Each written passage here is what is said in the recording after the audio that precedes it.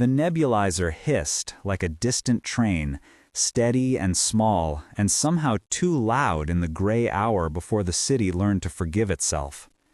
Martin Flores counted the rattling rhythm of it by the light of his phone. Inhale, hold, exhale, 1. He counted the white plastic puffs left in Caleb's emergency inhaler on the kitchen counter when he thought no one was watching. 2. The numbers were a private litany. They were how he measured mornings, bills, and how long he could pretend everything would be all right. Caleb's cheeks were ash under the mask, little lungs working at half strength.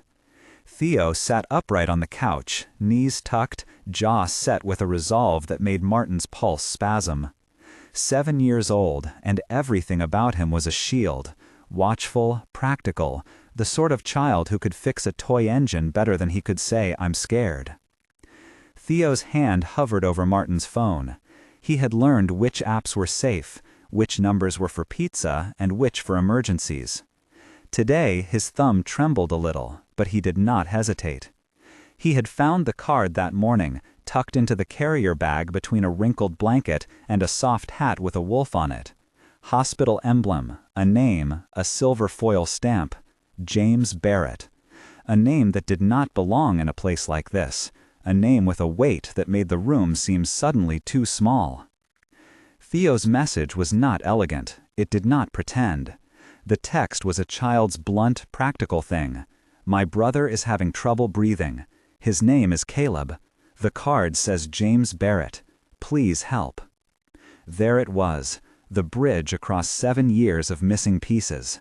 A number linked to a man who had heralded Martin only as a rumor, a glare in a photograph, and a name that belonged to the other world with its glass and security gates. Martin did not look at the message when his son sent it. He watched instead the neat line of condensation along the nebulizer mask, the way Caleb's fingertip twitched against the plastic. His heart punched at his ribs like an animal trying to find the sky. He told himself not to be naive. He had kept pictures, not privileges. He had learned the difference between what a name could promise and what it could deliver. He let Theo do it, because Theo needed to act. It was a way for him to be a hero, even if only for a moment. At 9:30, a uniformed man in a dark suit stood at the foot of their narrow building's narrow stairs. He smelled faintly of lemon polish and expensive cologne. He smelled like money wrapped too tightly around grief. He produced a card when Martin asked. On it, the silver foil glinted like frost. The man's mouth made no attempt to be kind. "He's on leave," the man said, "but Mr. Barrett will hear anything concerning his—" He stopped and corrected himself, "his family." The man's name was Harris, and he was the kind of security man who had learned to say little while still saying enough. He asked questions with a tone that suggested they had been asked 1,000 times, and the answers did not surprise him. He handled the nebulizer like a hazard, a thing to be catalogued and moved. He made a call, then another. Within the hour, a car with windows black as night glided up to the curb. When the doorbell clicked open, Martin felt the room tilt. He had never expected the world to ring his bell. He had expected letters, phone solicitations, maybe a lawsuit once in a long while. He had expected a man in a suit to enter, yes, but not a man who moved as if the world itself had granted him permission to be cold. James Barrett stood on his stoop like someone who had rehearsed all of this grief. Tall, shoulders measured, the kind of jaw that made enemies lean back. He was younger than Martin had pictured, older perhaps, or maybe Martin had simply made him the size of rumor in his head. His eyes were the color of winter light. They looked at the two children and returned to Martin as if assessing currency. "I'm James Barrett," he said. His voice was quiet enough to imply danger. "Those are my sons." The room went very small. The nebulizer's hiss sounded suddenly obscene. Martin's first instinct was a shove of defensiveness, a rigid denial formed out of years of needing to protect a life that, by law and by blood and by desperate affidavit, belonged to him. He had a history with the hospital paperwork, thin envelopes he had kept like contraband, a receipt for a plane ticket he'd sold to pay a consult, an unsigned check he'd once shoved into a drawer and left untouched because shame had a way of freezing hands. "You're wrong," he said, not graceful, not convincing. He had practiced 1,000 other lines that steadied him less than the sight of his children's faces. "I adopted them. I raised them from infants." James regarded him like a scientist studying an experiment. "You were listed on the agreement as the carrier, not the guardian, not the parent in the legal files I saw." The truth was there, at once, in the shape of ledger entries and the ornaments of law. There had been a surrogacy agency with glossy pamphlets, a contract with clauses small as a spider's web. There had been promises that sound like paper and become worthless when someone else can afford a better story. Martin's throat closed. He had not come into this life to keep score of paperwork. He had come for the feel of small hands in his own, and for the quiet miracle of staying. So he fought with what he had and paid what he could and kept the boys at night when no one else asked the question.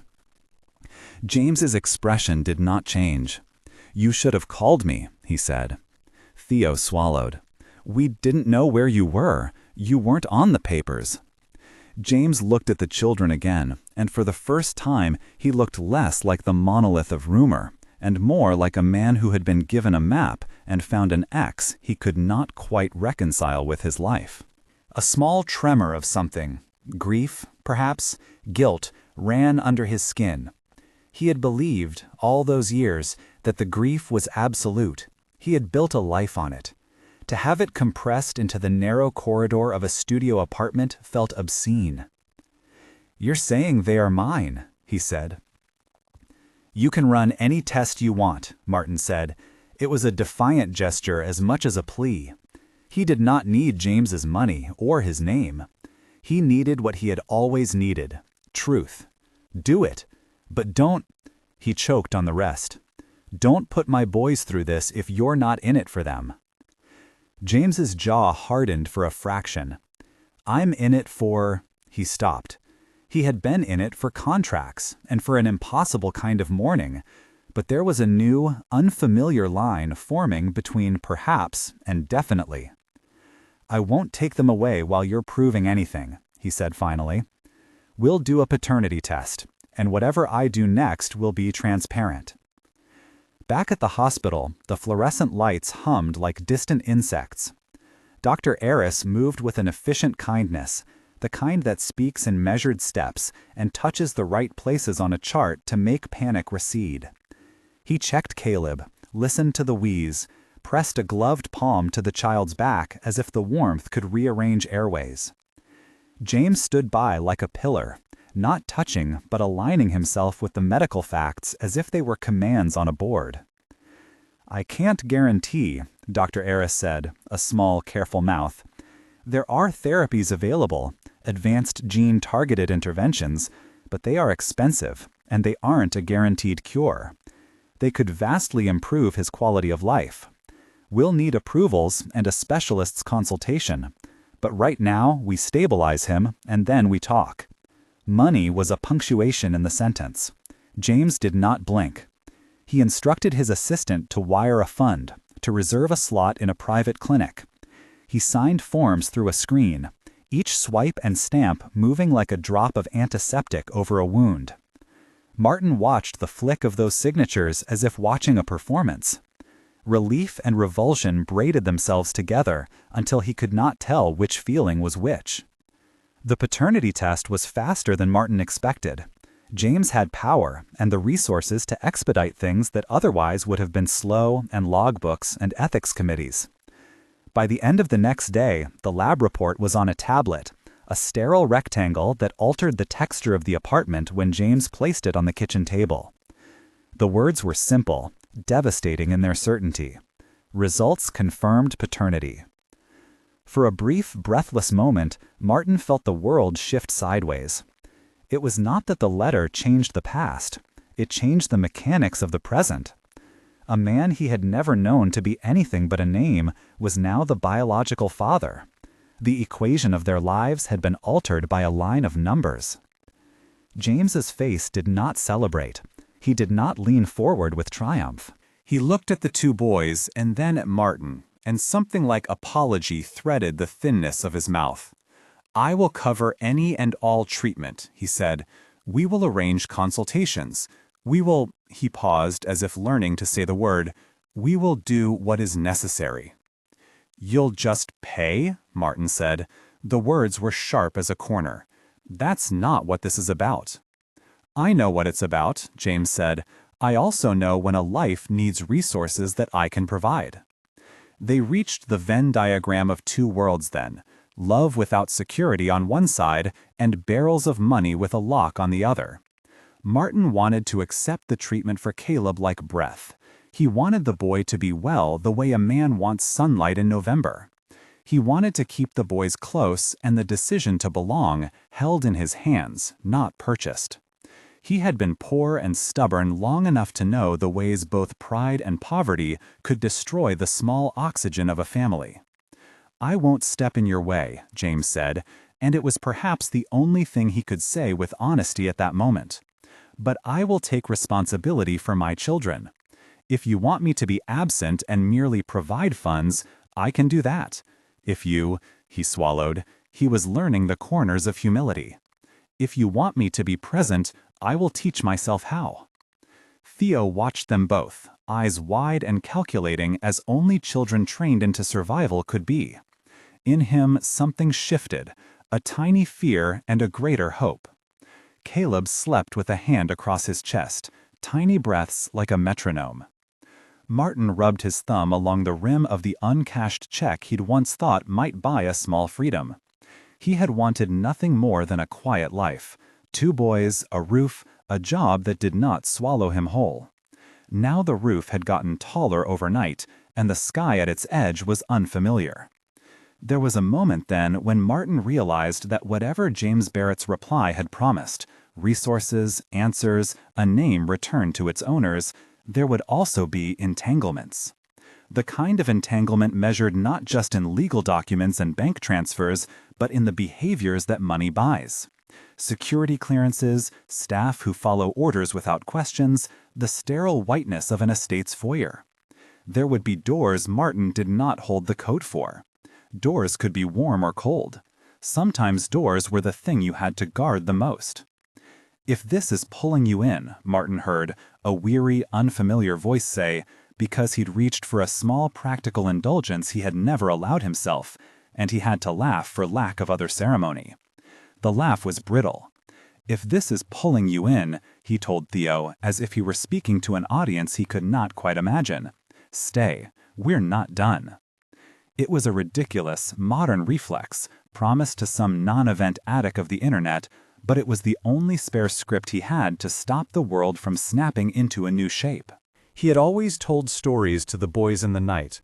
Tales of bus rides and hungry moon, of strong men who learned to be soft. Now there was a story forming around them that had a beginning and no ending yet, and he needed them to be here when they found out what came next. James arranged a room at the edge of his estate for the short term. Clinical, softly furnished, a space where nightlights hid behind crown molding, and the curtains were heavy enough to block out the city's coarse breathing. The car cutting through the gate felt like a vessel separating them from one life and depositing them somewhere else entirely. The staff moved with a choreography that looked like care. A nurse with a name badge that read Gable, an orderly who asked for nothing and did 1,000 things quietly. Martin found himself listening for the city's bus brakes in the glass walls of a dining room that had never known totem poles of laundry. He found himself counting the same inhaler puffs and thinking of the difference between counting and control. Control was a currency James had mastered. Martin's currency was different. He trafficked in small mercies, in the patience of night, in the ability to hold a child through a cough until the sound softened. Small moments happened without being announced.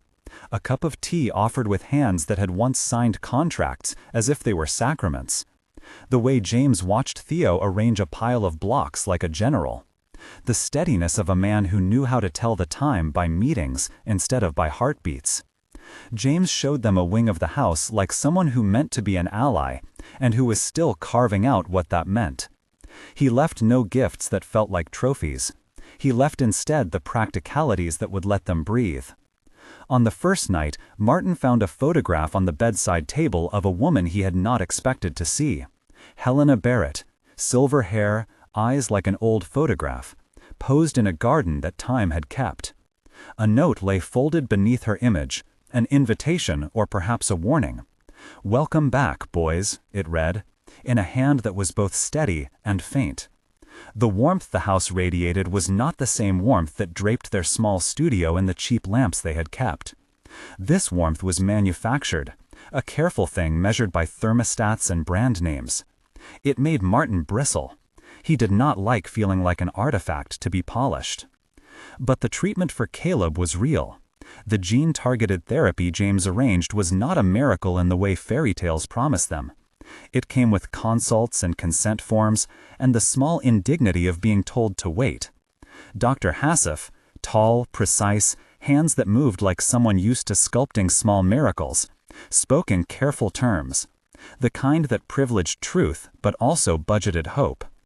"The therapy has shown improvement in trials," he said. "It's not instantaneous.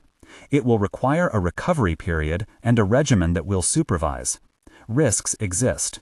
We will mitigate. We will need you, both of you, to sign forms acknowledging the experimental nature. There will be follow-ups." Martin wanted to sign everything with ink that said "please save him," but legality insisted on sentences and liabilities. He read them all, because this was the small dignity he could still offer. He signed. Theo watched Caleb sleep and then watched the doctor explain things, and the way he listened made Martin think of the child as both anchor and compass. In the evenings, James sat in an armchair and watched the small domestic rituals as if he were learning a liturgy rather than policing a life. He learned how to pull a blanket up to a child's chin without moving the whole bed, how to prepare a nebulizer quietly, how to fold socks. He learned these things like a man studying a new language. Martin observed him with a mixture of suspicion and faint, surprising gratitude. Gratitude is a sly, slippery thing. It arrived in Martin's chest like a reluctant visitor and stayed too long. There were cracks, of course. James asked questions that sounded like investigations. He asked where certain things had come from, what contracts had been signed, who had done what and when. He asked about the agency, about names Martin had long folded away into a pocket of shame. He asked because he wanted to know how to navigate a life that had acquired suddenly new parts, and because there was a practical need to protect children he now acknowledged were his. Martin bristled at some of the language, possessive, tentative, but he listened. The estate had its own circulatory system. Staff, cameras, ordered meals, quiet doors that made small decisions for you. Behind one of those doors, in a study lined with books and the smell of old leather, Julian Barrett clicked a pen. He was the kind of man who had been taught to make fury look like mild annoyance. He always had looked like he expected the world to bend to his will and to treat anything else as an irritation rather than an obstacle. His jaw tightened when he heard that his cousin, so long thought bereft, had children breathing under some other roof. Julian's resentment had roots like brittle wire. For him, grief had been a thing of entitlement. He had practiced loss and had made it into a platform. To find that a rumor had been an error that now opened a door his family's name had once been permitted to cross, was a humiliation he did not accept gracefully. He made calls in rooms that smelled of cedar and old money. He did not yet move. He smoothed the photograph with the flat of his hand and imagined a smaller, more contained version of the world where no one surprised him. That night, Martin lay awake for hours, listening for the city he had left behind. He felt the house like a foreign body stitched into his life. The gate clicked closed with a decisiveness that suggested a different kind of imprisonment. He had not traded one life for another so much as been folded into a new kind of responsibility. He still had 2 boys whose world fit in a suitcase and a lunchbox, and he had a man who had been named as their father but whose movements still traced the architecture of someone who had learned to withdraw. When morning came, the estate felt less like a museum and more like a machine, one that could be learned. Theo found a small courtyard to call his own and filled it with paper boats. Caleb's cough came and receded like tide. James watched them build a tiny fleet and did not say the thing Martin feared he would, that these boats were properties for purchase. He knelt instead, perplexed, and helped fold the edges so they could keep afloat. Martin let him because there was a part of him tired of standing sentinel. He watched James's hands when he believed no one was looking.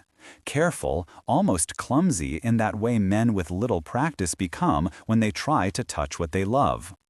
But under everything lay the taut wire of suspicion. Who in that house would want to protect them genuinely, and who would want to own their story? Martin had that single instinct, sharp as glass. Keep the boys between you and anything that smells like danger. He placed the hospital carrier card inside the Bible they kept on the top bookshelf, a ridiculous gesture, defiant and private at once, and told himself he would not let the world steal their life again. He thought of the paternity result like a hinge. Opened, it might connect 2 halves into something stable, or it might let in storms. Down the corridor, in a room walled with certificates and photographs, Julian uncapped a small bottle of liquor and stared at the band of dark wood that separated the study from the hallway. He thought about the line between what his family had been given and what he had lost. He believed, naively and dangerously, that he could reclaim control. He was impatient with the moral mechanics of waiting. That impatience would be a thing to watch. It would be the first sound of a darker shift. Something else, smaller and quiet, happened that afternoon. Theo had a smartwatch, a piece of thrifted tech he prized like a talisman. He liked to record noises and messages, and sometimes he used it to send secret recordings to his own email when he thought something mattered. A file saved in the watch's memory would later become a hinge of evidence, something woven into the future like a seam. For now, it was only a child's toy and the pocket of a coat hung by the guest room door. Martin found himself wondering, as he lay awake the next night and listened to the estate breathe its regulated breath, what would happen if this new life demanded more of him than he had left to give. He had never wanted charity. He wanted participation. He wanted to be in the small decisions. Which bedtime story to read, which antibiotics to be vigilant about, whether to enroll a child in a school where bullies wore blazers and lunch was a currency. The thin, bright part of him, exhausted, hopeful, stubborn, decided then that he would not be overridden. He would let the help come. He would accept the surgeries and the money. He would not give away the boys' evenings to someone who could not be present. If James wanted to be present, he would show him how. If James wanted distance and a check, Martin would keep his eyes open. Outside, a gate clicked shut. Inside, a child coughed in his sleep, and the hiss of a machine rapped like a lullaby. Martin closed his eyes against the softness of it and imagined the future as a corridor with many doors. Some doors would open to gratitude and new love. Others might hide knives. He held on to the card in the Bible like a talisman and felt, for the first time since the city had been his life, that their story had been interrupted by a man who might, if he learned, change everything for good. But a story changing everything does not mean it will change in the way anyone expects. The reply that had come to a child's desperate text had rearranged the world, ripped at the fabric of grief, and created a seam where 2 strangers might learn to stitch a family together. It had also alerted other hands that a prize had been exposed. The estate hummed softly with its own life as night gathered. Martin stood by the guest room window and watched a security car pass, saw the reflection of the streetlights in the glass like small distant stars. Theo slept with a hand curled around a paper boat he had folded at noon. Caleb's breaths were steady enough for now. In the hallway, the sound of shoes, a door closing, a phone clicking, the small instruments of a household mattered like a metronome. Martin could not tell whether what came next would be rescue or revolution. He only knew that for the first time in 7 years, a man named James Barrett had answered a text, and that answer had rerouted their lives. He felt, with a complicated tenderness, the slope of possibility under his feet, dangerous, vast, and utterly his to navigate. Somewhere down the wing, voices spoke in a tone that was too measured for civility. A name was pronounced, Julian, and a laugh, low and humorless, followed. It was the kind of laugh that catalogued enemies as inventory. Martin felt the room close around him and tightened his grip on the Bible where the card lay. He did not know yet how dangerous that laughter could be. He only knew it was a sound that made the hairs on his arms lift like a forecast of a storm. He turned back to the bed. Caleb's chest rose and fell in a slow cadence. Theo dreamed with his mouth open, a child's honest, vulnerable expression. Martin exhaled and let the estate fold its quiet around them, holding them at the center of a new orbit that shimmered with possibility and peril. The laugh Julian made that night threaded through the house like a warning bell.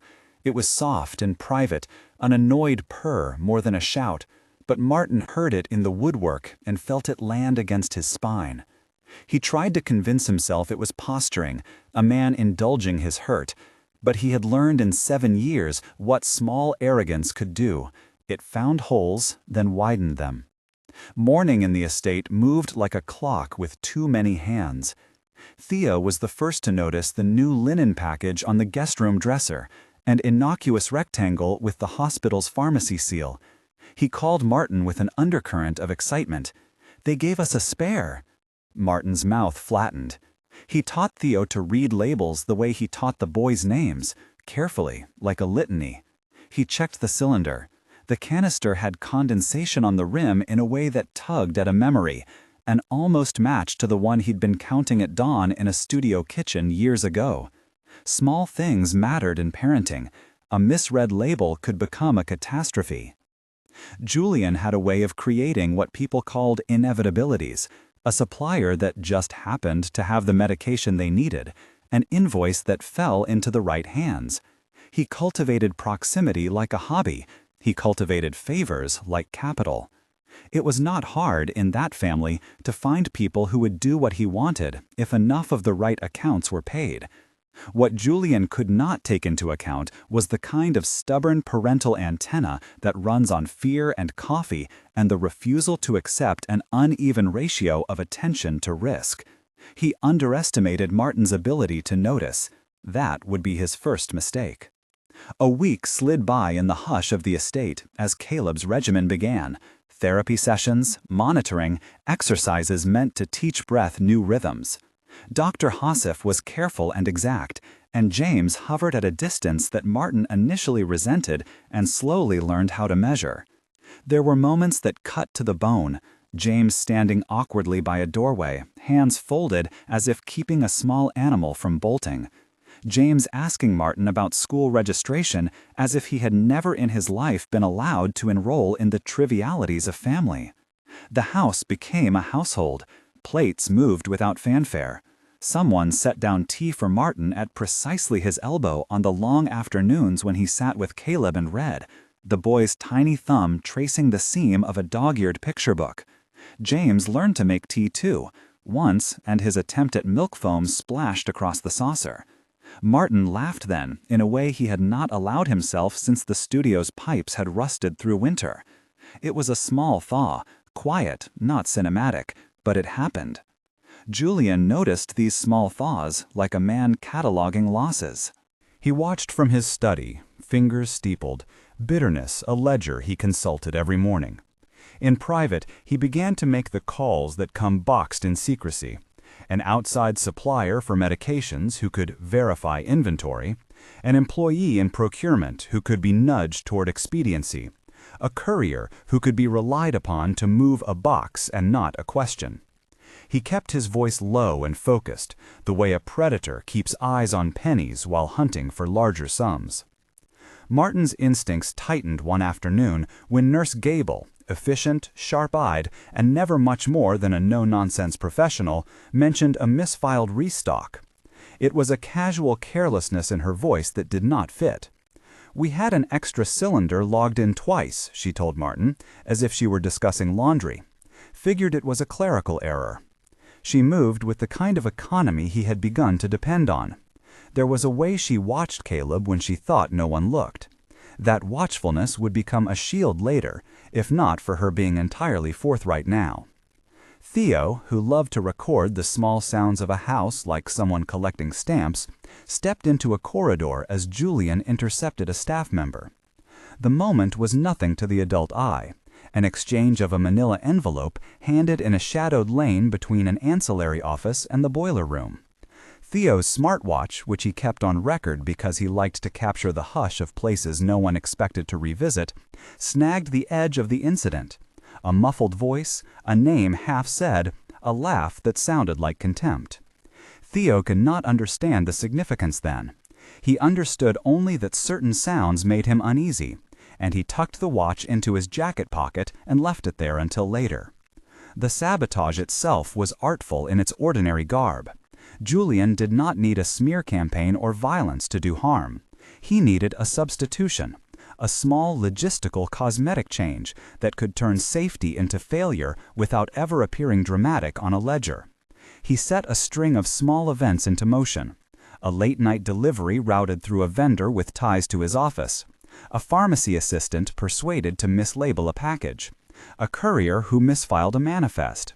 No one who saw the box thought much of it when it arrived. A neat, sealed parcel placed with clinical care among the other medical supplies. Julian wore his calm like a glove. He could not have anticipated, though, that a father's habit of checking triple and a child's curiosity would conspire against his plan. On a bright morning when the air smelled of citrus and the dog's paws thumped like a metronome on the estate's marble floors, Caleb's breathing turned tight without warning. He had been playing with Theo in the little courtyard. Paper boats in a line, a small flotilla that spilled into puddles when the sprinklers came on. For a moment, everything looked ordinary. Theo's laugh, the cricket snap of a bubble, a sun that tiled itself across the boy's hair. Then Caleb's little hand flew to his throat and his face went pinched. Martin's reaction was a knot and a release, years of sharpened reflexes cutting through fog. He grabbed Caleb before he collapsed and felt his chest slam against the boy's back, the thin shell of panic so familiar that he could read it like Braille.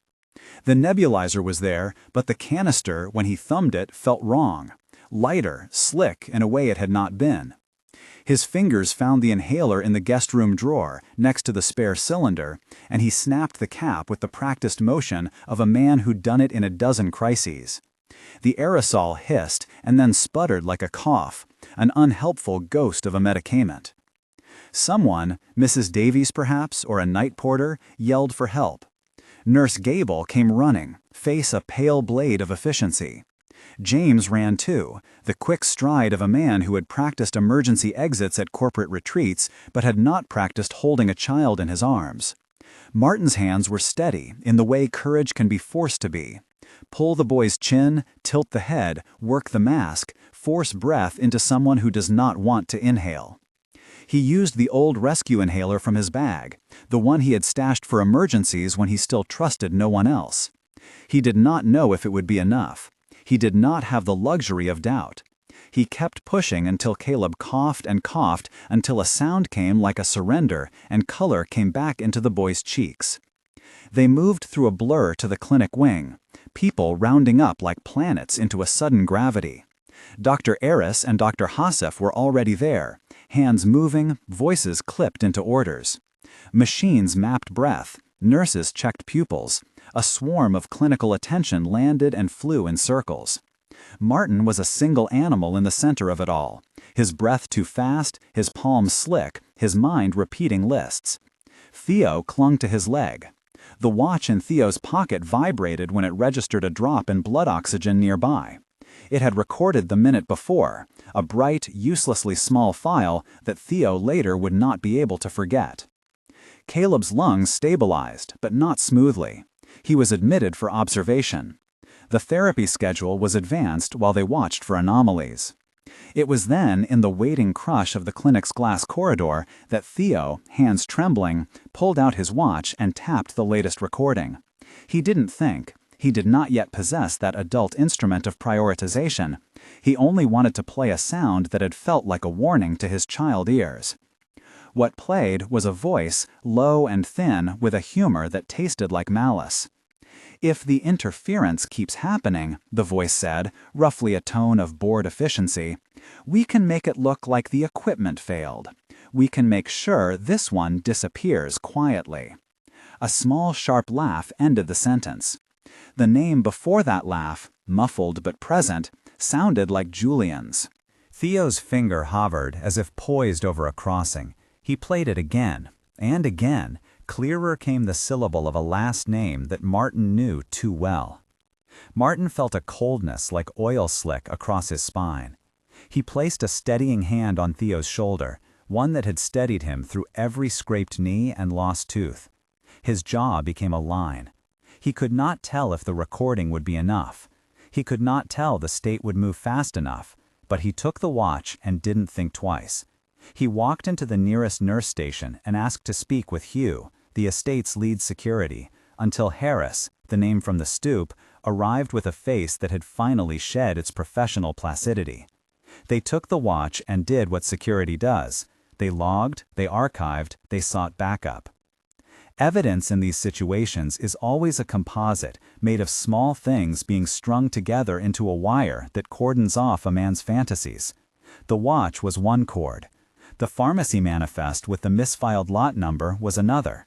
The courier's GPS, attached to a company Julian used, showed a detour that aligned with the time the wrong canister had arrived. It was a scaffolding. Alone, each piece might have been an unfortunate coincidence. As they stacked up, they formed the blueprint of intent. Julian's face, when they confronted him, had that practiced indifference that some men wear like armor. He denied with an exactness that suggested he had rehearsed each falsehood in a mirror. He smiled a smile that said he had been taught to make cruelty look like business. But in the end, the watch's audio, the manifest, security footage of a courier walking through a staff door he had authorized, those little facts were heavy. Even someone learned in the art of minimizing had to deal with the weight of a dozen small truths pressing in. The arrest happened with a loudness that belonged to the movies more than to their lives, and then it had the horror of real consequence. Men in uniforms, hands cuffed, a family name on a media loop in a way that felt like salt. Julian was taken. He shouted things that sounded like entitlement, and then, later, like threats. In the boardroom where he had once sat like a monarch and expected obedience, he was read his rights and led away. The company's internal counsel issued statements. James Barrett had to step into the daylight and speak in a way that corporate men often avoid. He had to show vulnerability and accountability. James did not hide. He called a meeting, and in that glass room where deals were usually made about property values and lines of credit, he talked about children and trust and the failure of one of his own to honor both. He did what a man with everything, and then some, did not always do. He took the blow of his family's scandal publicly. The board accepted his decision to cooperate fully with the investigation, and Julian's suspension became a criminal proceeding within the week. The legal wheels turned in the sober ways they do, and Martin watched with guarded relief as justice, however slow, started to cover the wound. In the hush after the initial shock, Martin sat with James in the study, while the estate hummed with a new kind of nervous intensity. James's hands, so precise in the way they once signed documents, trembled when he poured Martin a coffee. "I should have seen it," James said, words heavy with self-reproach. "I put people in places and forgot what responsibility really looked like. I let my grief become a screen, and I missed the life behind it." He looked at the children who were playing quietly on the rug, Theo's fingers springing origami boats in motion, Caleb coloring with a concentration that made his brow go serious. "You could have called the police before," Martin said. It was not accusation so much as the articulation of an old fear. You could have made sure this house was actually safe in practice, not just on paper." James closed his eyes, as if gathering the courage to be small. "I thought I could protect them by buying the best. I thought that would be enough." It was cowardice cloaked as practicality. He looked at Martin then, not as a man looking for legal advice, but as a man calling a witness to the life he had never let himself fully see. "I failed you. I failed them." That admission did something in the room. It was simple, and it was not. A man relinquishing an image, confessing to the small sins of distance and control. Martin's reaction was complex, patterned by every wound that poverty and single parenthood had inflicted on his family. Forgiveness did not come as a given. It was a negotiation of trust. In the days that followed, the estate became a place measured in legal briefings and late-night interviews, but also in quieter things. James hands-on at meetings about security policy. Harris reconfiguring staff rotations to make sure no one person had the kind of access Julian had. Nurse logs becoming more transparent, procurement audits instituted. James attended some of these meetings with the same gravity he had once reserved for mergers. He answered questions, and he stayed later than his assistants wanted, often appearing at bedtime to sit by Caleb and read in halting turns, trying to learn the rhythm of the domestic through the small businesses of being a father. Martin watched all this with the sober hunger of a man who had always needed to see action to believe in it. He had seen performative sorrow plenty. He had seen people buy grand statements to cover private inertia.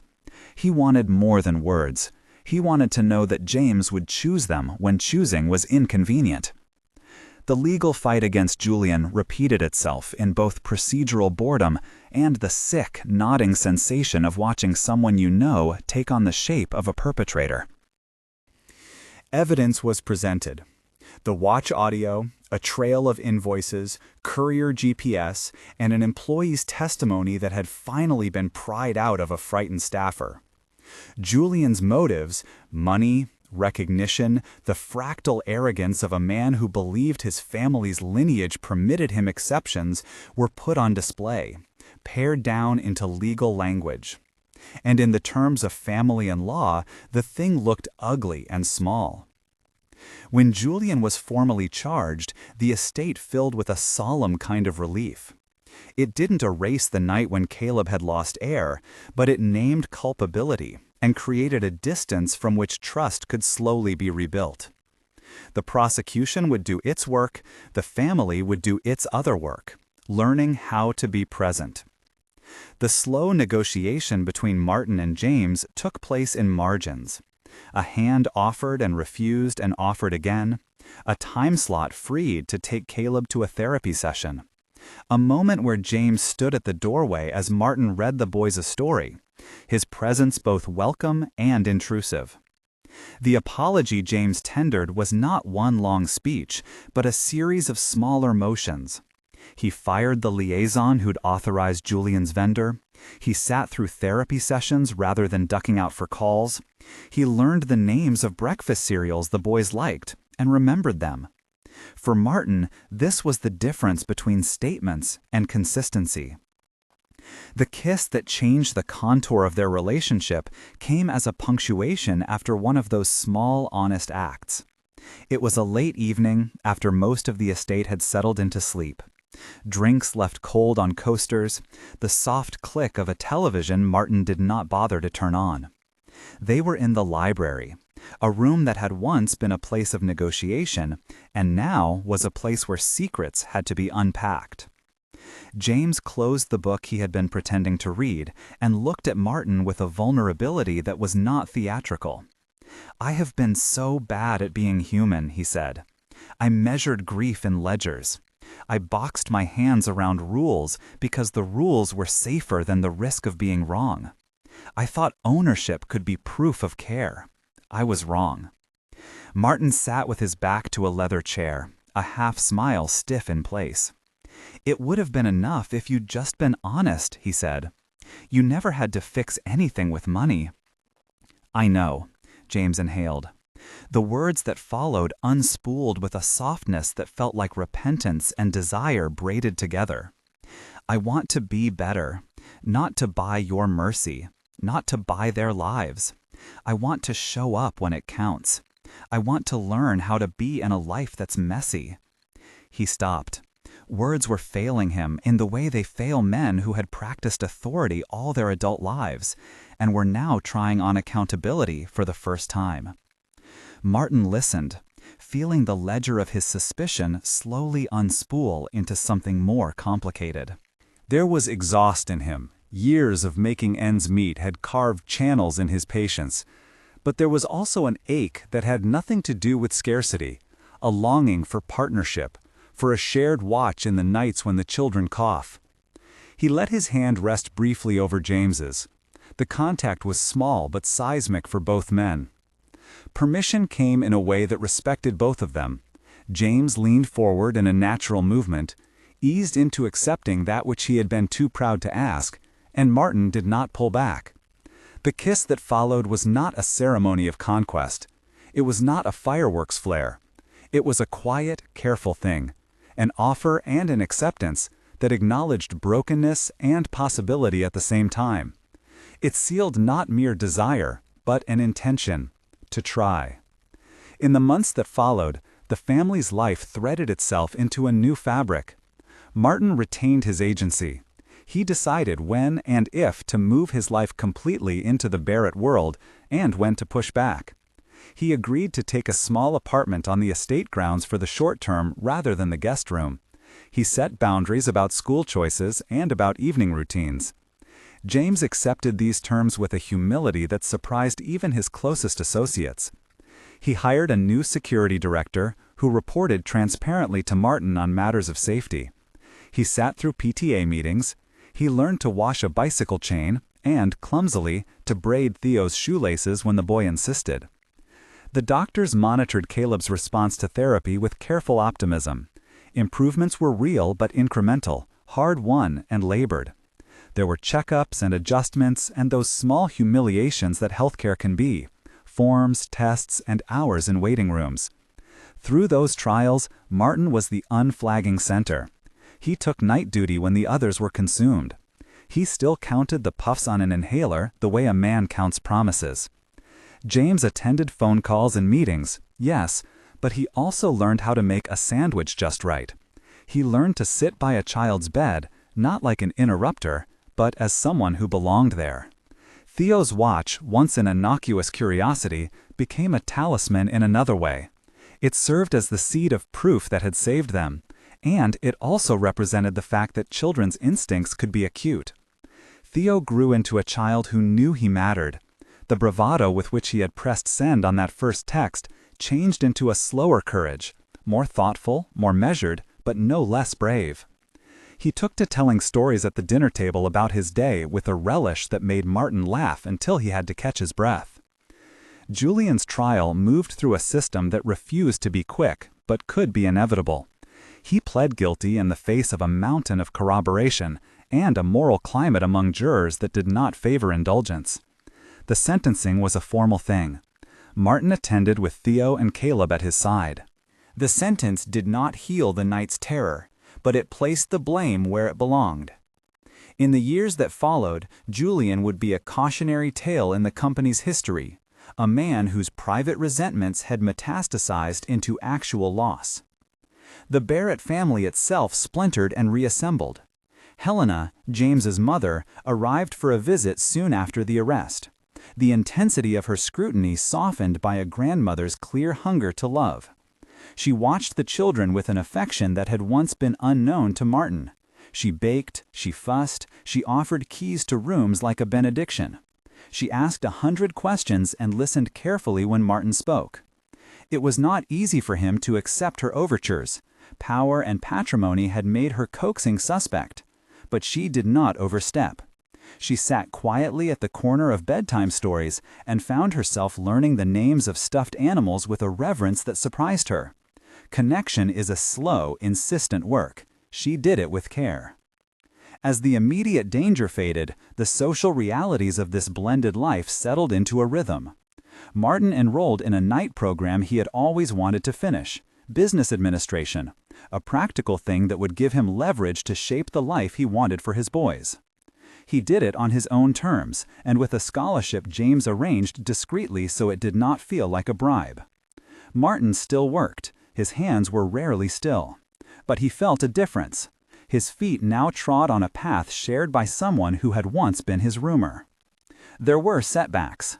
Old fears flared when James's assistants scheduled meetings through the day that required his presence during a therapy session, or when a lobbyist whispered the sort of advantages that had once seduced him. Martin had to remind James of boundaries. James had to learn to decline, and he did. There were also small, tender victories. James making Theo's favorite pancakes on a Saturday morning. James arranging for Caleb to have a summer program where pools were shallow and lifeguards were trained. James sitting at an awards ceremony with a face that looked less like an executive and more like a person proud to see his people recognized. The integration was not a sudden coronation, but a slow recomposition. The boys developed a language for safety. They knew who to call if a stomach pain felt too big. They learned the names of their doctors. They learned the cadence of the house when doors were locked and when they were open. Martin's authority never diminished. If anything, his voice grew stronger because it was heard more often, not because it was silenced. He vetoed a school choice that did not suit the boy's temperament. He sat down with James to map out a plan for caregiving that respected his rhythms. The bar of partnership was mutual respect, not hierarchy. When Martin finally agreed to move into a small wing on the estate, his decision, made after long nights of weighing what stability might mean, he chose not to relinquish his townhouse entirely, but to keep it as an anchor. He wanted to maintain the small architecture of the life he had created. It was not a wedding. It was a mutual purchase of shared space in which both could still be themselves.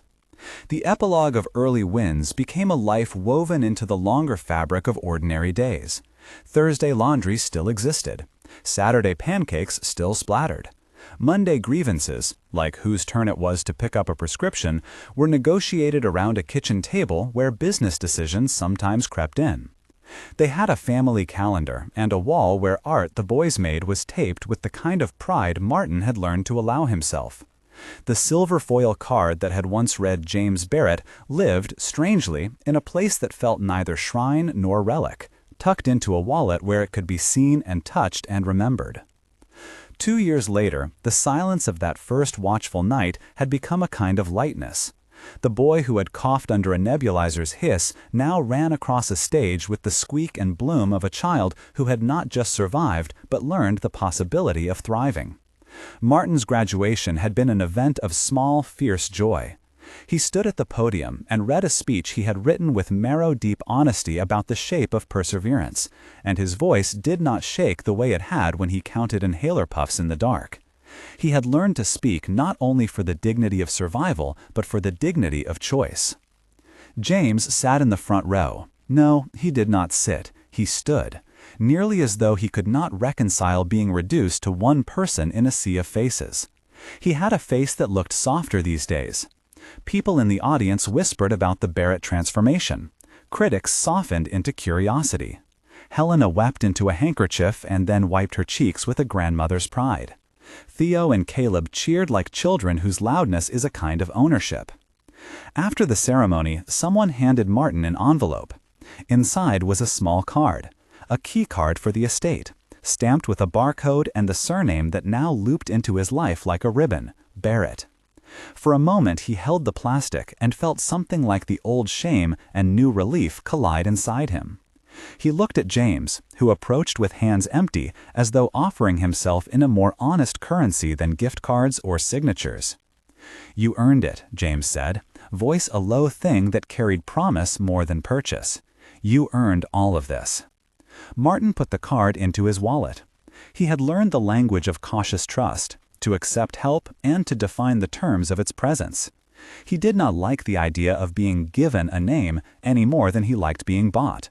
But here was a card that said membership and asked for nothing in return. He slid it beside the hospital carrier card he kept tucked into the Bible on his bookshelf. the two small rectangles a proof that life had new seams but that the old seams had not been erased.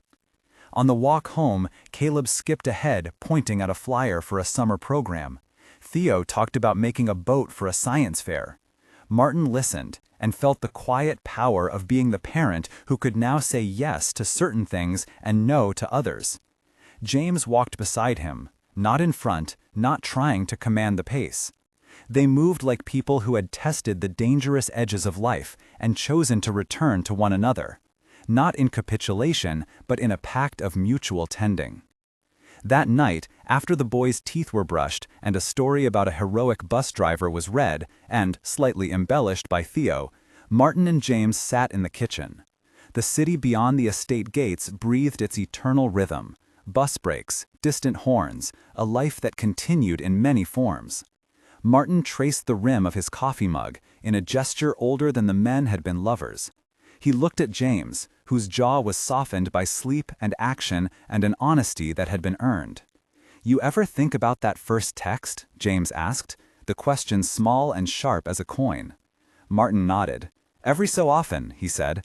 "I think about how something so tiny made the whole world tilt." His voice grew quiet. "It changed everything, yes, but it was also a beginning to a lot of hard work. The reply was the opening, not the finish line." James's hand found Martin's and squeezed. "Then let's keep building," he said. "No buying the story, just showing up." Martin felt the tiredness that had punctuated his life for so long soften. "I'll show up too," he said, "but not for a house, for the boys." "You always were," James replied. He had been. The label had not undone that truth. The reply Julian's rage had tried to erase had instead carved a path wide enough for truth to walk through. Theo's brave thumb that first morning had bridged two worlds. A cold alpha's reply had indeed changed everything. But so had the quiet courage of a father who had kept two boys alive on little more than stubbornness and love.